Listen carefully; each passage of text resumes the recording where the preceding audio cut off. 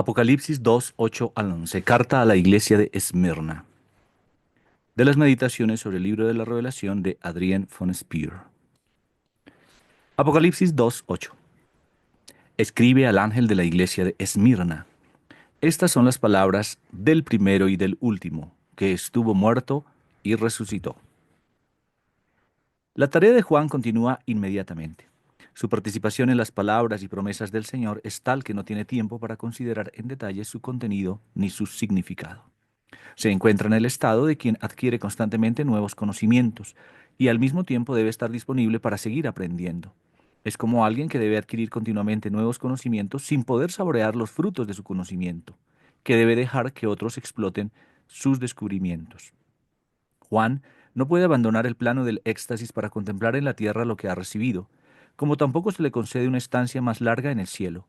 Debe reflexionar de inmediato sobre la luz y las sombras que recibe, de modo que algo da la impresión y las circunstancias originales de la revelación permanece vivo en su narrativa. Esto es lo que dice el primero y el último, el que estuvo muerto y resucitó. El Señor se presenta a la comunidad de Esmirna con esta cualidad que ya había mostrado a Juan. Él está ante ellos como aquel que perdura por la eternidad, hasta el punto de que incluso su muerte temporal y resurrección siguen siendo siempre actuales. Tiene una intención definida al presentar precisamente a esta comunidad su eternidad, su muerte en la cruz y su resurrección en Pascua. Y de alguna manera también el hecho de que para los incrédulos murió en su ascensión, ya que consideran que su misión está cumplida, y que para los creyentes resucitó al entrar en la vida eterna de Dios. Quien murió por el mundo vive al mismo tiempo por los creyentes, y solo ellos pueden comprender que puede estar muerto y vivo. Y en última instancia, incluso para los cristianos del mundo, puede estar cerca o lejos, y nadie puede decir cuán cerca o lejos está. Está eternamente con ellos en una relación de fin y principio, de muerte y vida, y dentro de esta relación elástica y cambiante, Él mismo elige el lugar donde quiere estar por nosotros. Pero también nos deja la posibilidad de elegir en su elección. También nosotros podemos posicionarnos en esto. Podemos elegir que Él viva por nosotros y dentro de esta elección. Él decidirá si quiere que compartamos su vida más en la forma de muerte o de vida. Si elegimos que Él muera por nosotros, entonces Él estará, aunque aparezca, sin embargo, en esta muerte que hemos decidido, siempre vivo de nuevo, de acuerdo con su misión redentora.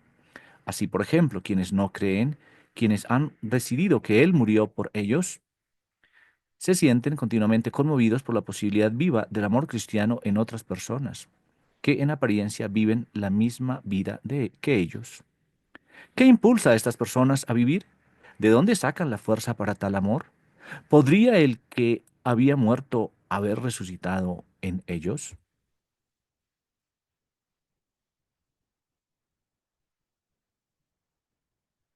Apocalipsis 2:9. Conozco tu tribulación y pobreza, aunque eres rico, y la calumnia de quienes se dicen judíos y no lo son, sino una sinagoga de Satanás. Cuando el Señor dice que conoce la tribulación, no se trata de un conocimiento puramente teórico. Él tiene que ver con ella, tiene parte en ella. Quien vive en la tribulación y sabe que el Señor la conoce, nunca es abandonado.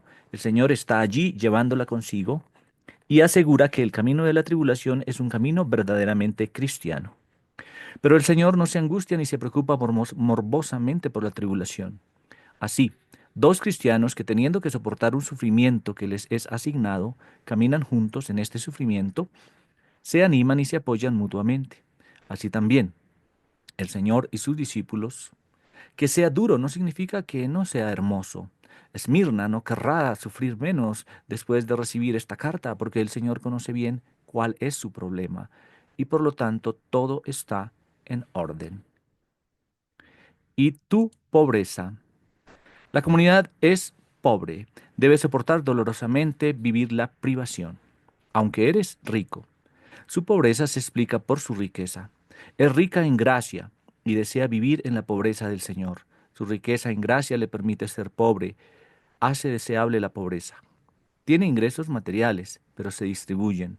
Todo lo que posee es para el servicio del Señor. Considera sus tesoros como un préstamo del Señor. y también lo son las gracias que sabe que están destinadas a ser transmitidas.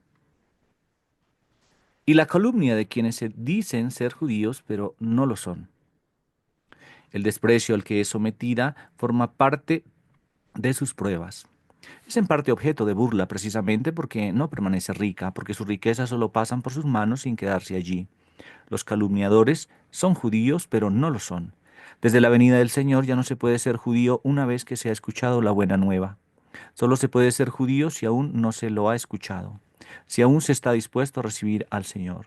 Si después de haberlo escuchado se niega, ya no se es judío, sino una sinagoga de Satanás, a menos que uno haya escuchado la buena nueva y se encuentre en algún punto intermedio entre la antigua y la nueva alianza.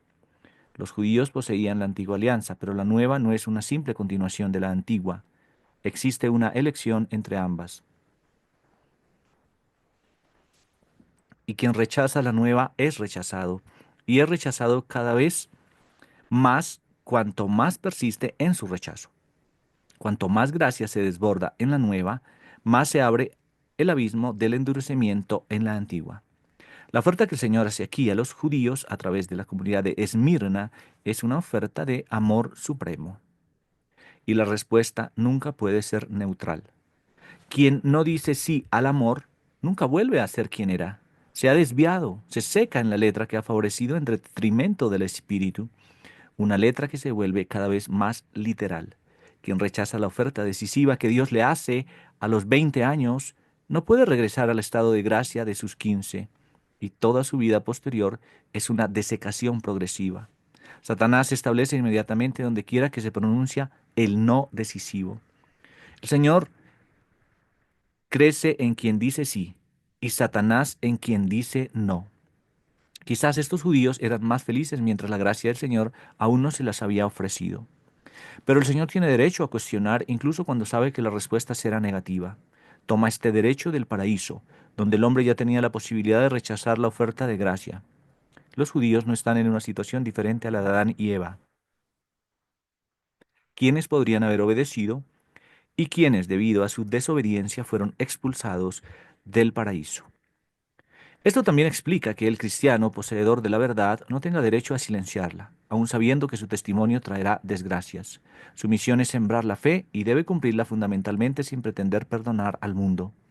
El Señor también pudo haber llevado una vida de sacrificio silencioso y discreto en la tierra y como mucho haber realizado algún gesto deslumbrante al ser crucificado.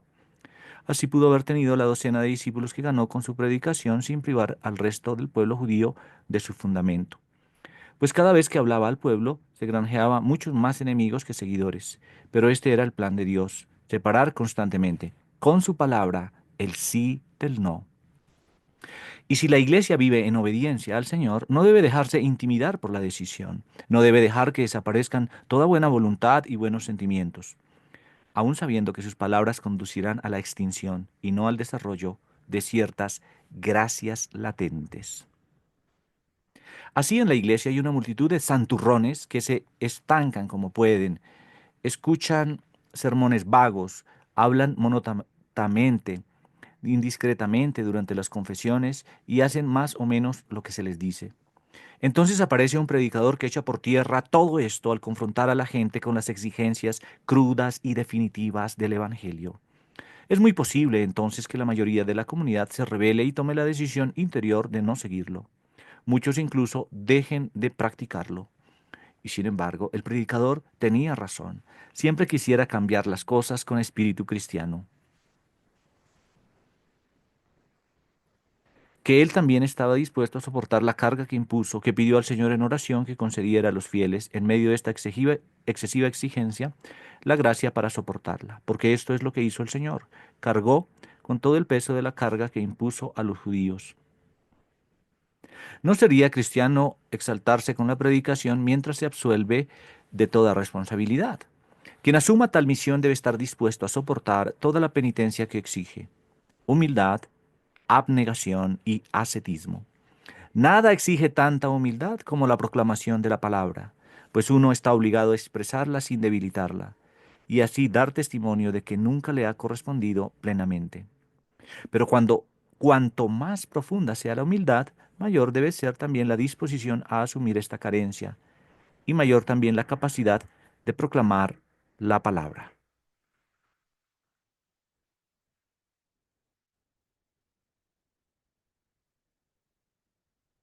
Apocalipsis 2:10. No teman lo que van a sufrir. El diablo arrojará a algunos de ustedes a la cárcel para que sean probados y tendrán tribulaciones durante 10 días. Sé fiel hasta la muerte, y yo te daré la corona de la vida.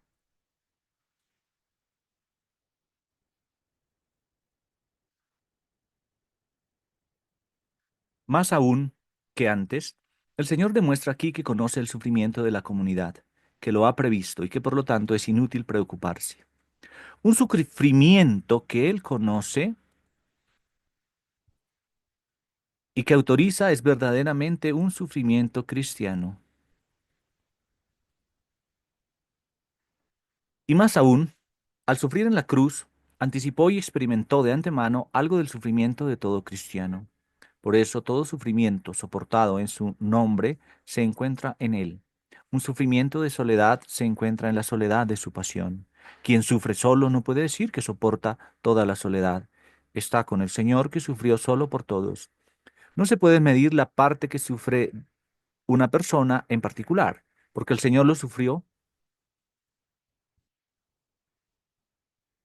todo por todos. Así, con su pasión, eliminó de antemano el absurdo de todo sufrimiento. Todo sufrimiento encuentra ahora su sentido en él. El sufrimiento en cuestión durará 10 días.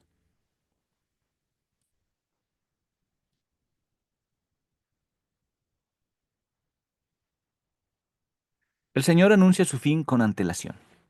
Otros sufrimientos solo terminarán con la culminación de la vida terrenal, pero tampoco son ilimitados, y el Señor siempre tiene el fin en sus manos.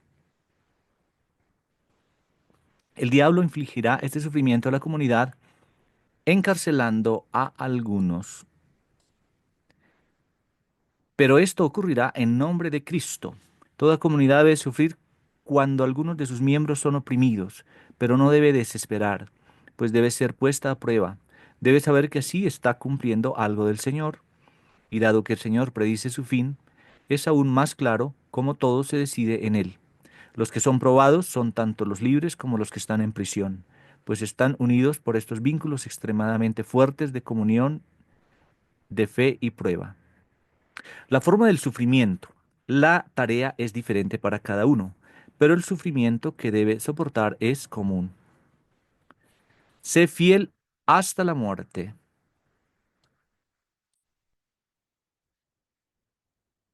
La fidelidad debe durar más de 10 días. El Señor abre así la puerta a obra otras futuras pruebas de fidelidad. Pero todas estas pruebas ocurren en esta vida, durante la cual es posible asumir la responsabilidad de la propia fidelidad. Una vez de que esto pase, les daré la corona de la vida. Llevaré a los fieles al cielo y asumiré toda la fidelidad. La fidelidad de los cristianos se basa en la fidelidad del Señor. El cristiano debe pedírsela y no rechazarla por iniciativa propia. Debe presentarse ante ella con una actitud de servicio, haciéndose un servicio. Este es el mérito de la fidelidad humana. La corona de la vida es la plenitud de la fe, el amor y la esperanza, lejos de toda tentación. Visto desde el cielo, el pecado se verá diferente que desde la tierra. El pecado original y sus consecuencias aparecerán bajo esta luz, mucho más significativos que los pecados individuales realmente cometidos, que estarán más plenamente comprendidos por estas consecuencias. La caída en el pecado será en cierto modo más comprensible, pero al mismo tiempo completamente remota, porque todos los lazos que nos atan al pecado original se romperán en la medida en que nuestros primeros padres nos transmitieron el pecado original.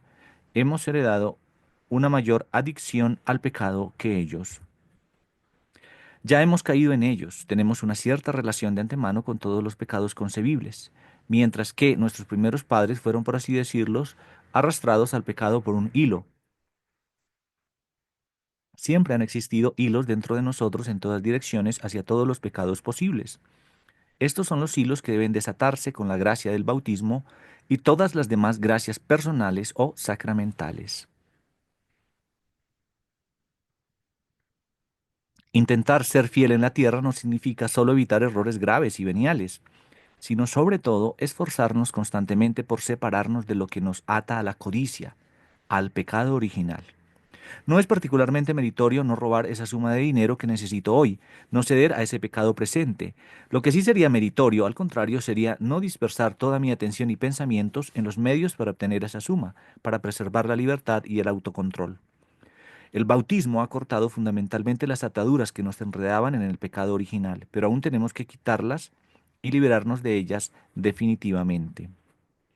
Los cabos restantes tienden a permanecer y aferrarse a nosotros, a atraparnos de nuevo en las redes de la culpa presente y a hacernos perder las buenas posibilidades que el bautismo nos ha ofrecido. La confesión puede romper de nuevo los lazos contraídos, hacer desaparecer los pecados actuales, lo que no significa que las ataduras que nos atan al pecado no sigan sintiéndose, quizás incluso con mayor intensidad que si ya no hubiéramos pecado. El mérito ahora consiste sobre todo en romper el vínculo entre la lujuria y el pecado actual. La corona de la vida se alcanzaría, pues, cuando estuviéramos completamente libres de toda atadura. Y este estado sería a la vez la perfección de la gracia bautismal y mucho más. Sería el cumplimiento en el cielo de las promesas del bautismo. Apocalipsis 2:11. El que tenga oído, que oiga lo que el Espíritu dice a las iglesias. El que venza no sufrirá daño en la segunda muerte. Los oídos a los que se refiere aquí son los del Espíritu.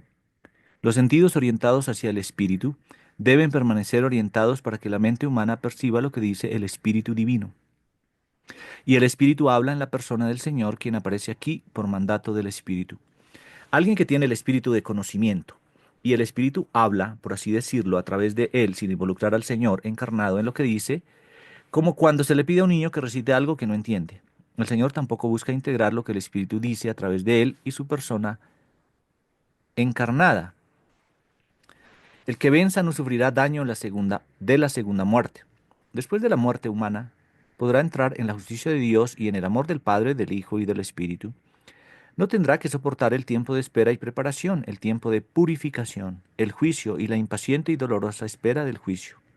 Ciertamente experimentará el juicio final, pero no como uno de los juzgados, sino como uno de los que participan en él.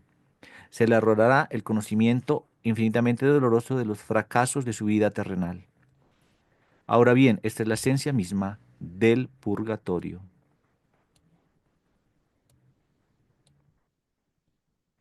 Para repasar y comprender cuántas veces Dios estuvo tan cerca de mí que un solo paso habría bastado, pero me empeciné en retroceder, siempre escapé del amor en el momento decisivo, y como siempre quise ser el más fuerte, nunca salí victorioso. Consideré cada ofrecimiento del Señor como una situación que debía dominar. Quizás me parecían interesantes estas ofertas, pero lo realmente interesante era yo y mi posición, no el Señor y su gracia. En cuanto veía surgir una posibilidad divina, la reprimía con mi yo. Sabía de antemano la respuesta a cada pregunta. En el cálculo yo mismo era el valor absoluto que conocía de antemano, y Dios era como mucho el valor relativo incluido en el cálculo debido a mi propio valor. El purgatorio consiste en comprender todas las posibilidades perdidas de la vida, y a medida que los momentos perdidos se multiplican sin cesar, también aumenta el tormento de conocer este pasado perdido. Una vez, quizás en mi juventud, no me aferré a la mano de Dios.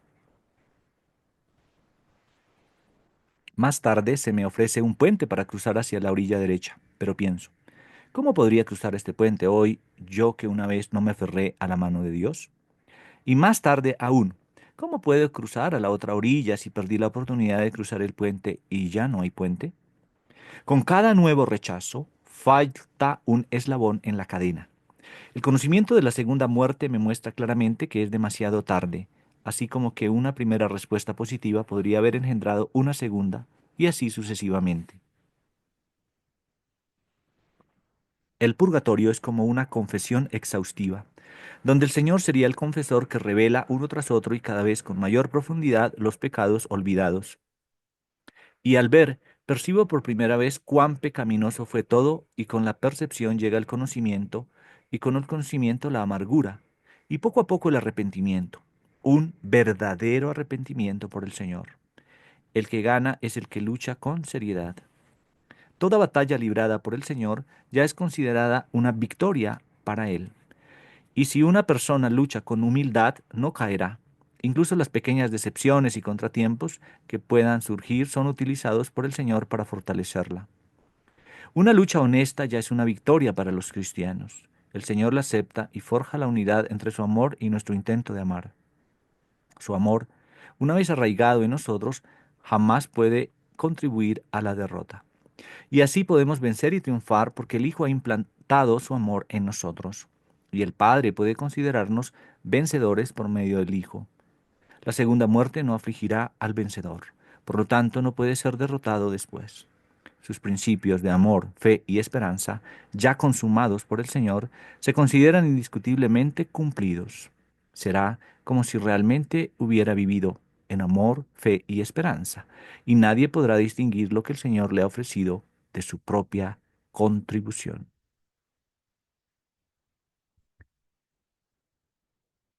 Próximo audio, carta a la iglesia de Pérgamo, Apocalipsis 2, 12 al 17.